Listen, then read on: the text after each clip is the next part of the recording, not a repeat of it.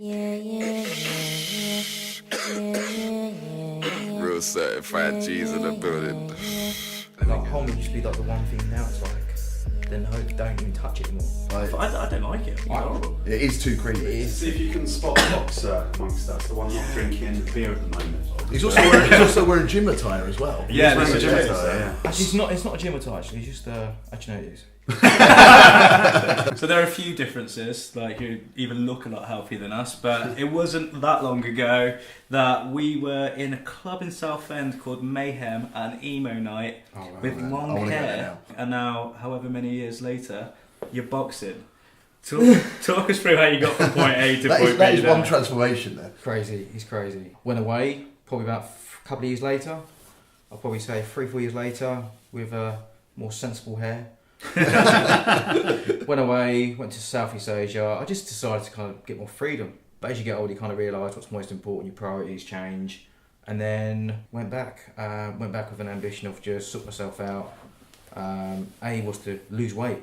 Started boxing about 3 months before I decided to come back. Me and my friend from work, every single day we'd walk past and go, right, yeah, we'll do it. And then we just did it. And we walked in, I was like, oh, this is amazing. It's like, this is like gold. It's like, oh, I've never seen anything like it. It's huge, so many bags, people working out. I've always been to the gym, like, I've always been to weights, but this was out of my comfort zone. But I've always wanted to do it. I just never had that guidance, someone to push me. So me and Glenn was like, right, we'll do it. And then 3 months later, I decided to go back. I was like, right, first thing I'm going to do is lose weight. Whilst working there, just kept boxing, lost weight, decided to have a white collar bout, which I did. I was about 80 kilos, won that. And I think after that first fight, I was like, do you know what? You're pretty good. Well, no, I was average. I was just a first time boxer. You know when someone boxes for the very first time, swinging, like, you know, it's one of those. Because that's the thing with boxing, isn't it? Like, if you're playing football, you played it at school, you sort of know your level a little bit. Everyone's kicked a ball, kicked a can in anger. You played a bit of five-a-side, you know, like, your level. With boxing, when you first go into that ring, all you punch is a punch bag before that, and then you're like, now suddenly I'm going up against someone. I could get wallops in the first round. I'm cold. Oh yeah, absolutely. Even when helmet or not, you can still get hit really hard and go, right. Yeah. Okay, this is gonna put me down and everything like that. So it's a bubble. It's a massive bubble, and it's just pure adrenaline. I really loved it. I really loved it for my first fight. Just wanted to carry on, and after that, it was just about, okay, just see what happens.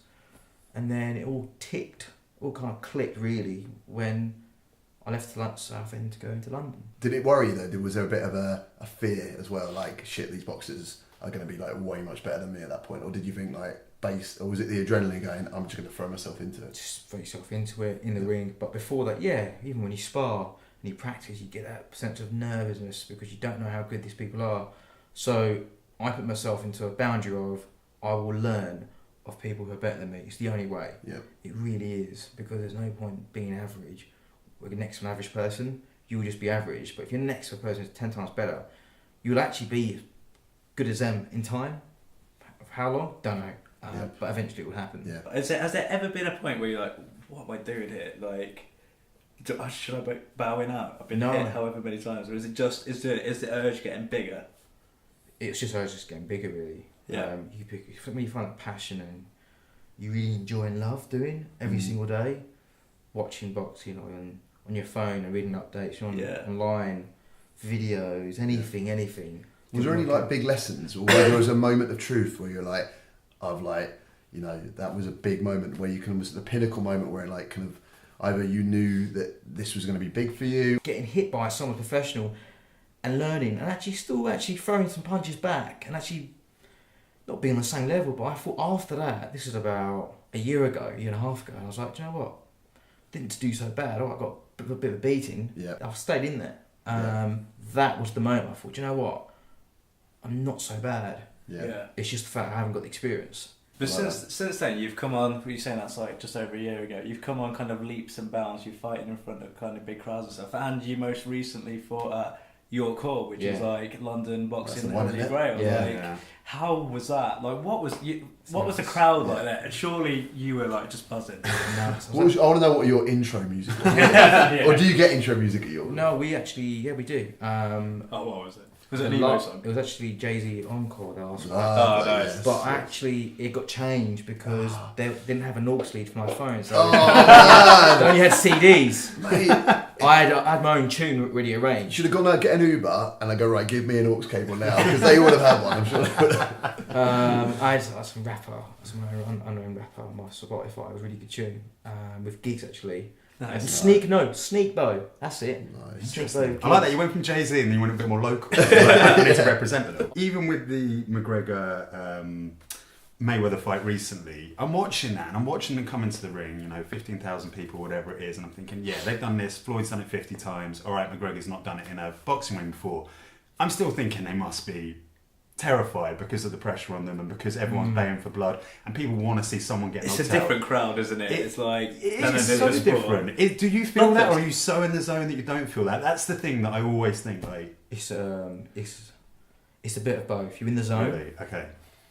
But if you heard someone ringside screaming their lungs out, you could hear them. And that's what happened my last fight. I heard everyone the last round. I heard everyone. And it's crazy. And when people just keep roaring, because it was the last round as well, and it was the last fight, it was a main event fight as well. I was actually losing the fight from the first round. So came back to second and the third round, almost knocked the guy out. He's a fit guy, can move well, awkward, but like a Tyson Fury, like kind of awkwardness. Yeah. Was he as annoying as Tyson Fury? No, he's a nice guy.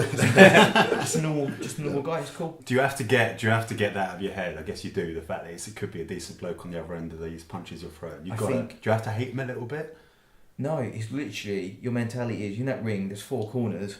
I have to go through you. Sorry, you've got to kind of go in there and be a lion and go right. I'm going to kill you. Everything that you learn outside the ring, like your 3 months of training, 4 months of training. You're only taking 10% of that in the ring. Just what you see on TV, everything gets hyped up. You're right, it's going to be really good, it's going to do that, and you think, I can't. Yeah. Why is he throwing that? Why is he doing Yeah, that? It's, yeah. this fight's all for wasted money.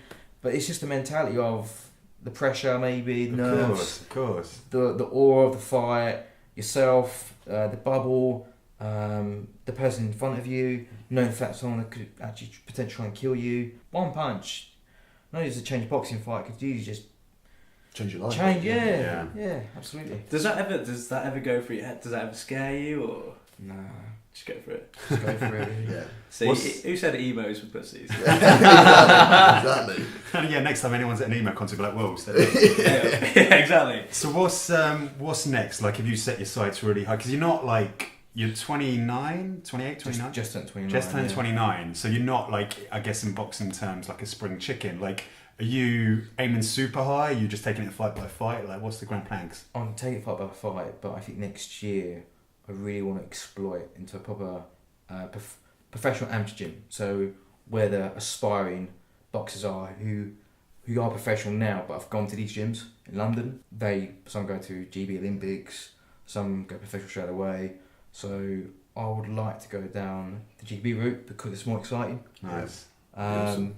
You learn more, coaches are better.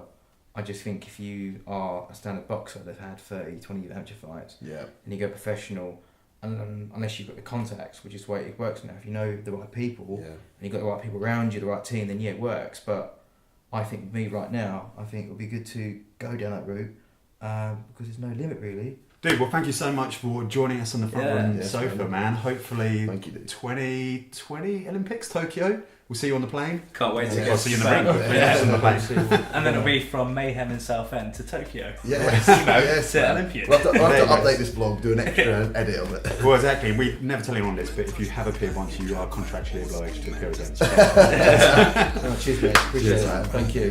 Lovely.